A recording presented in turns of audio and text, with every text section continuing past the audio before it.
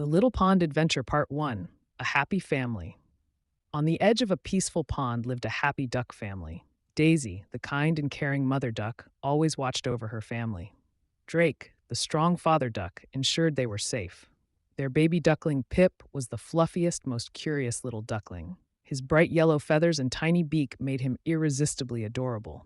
Pip's adventurous spirit often kept his parents on their toes.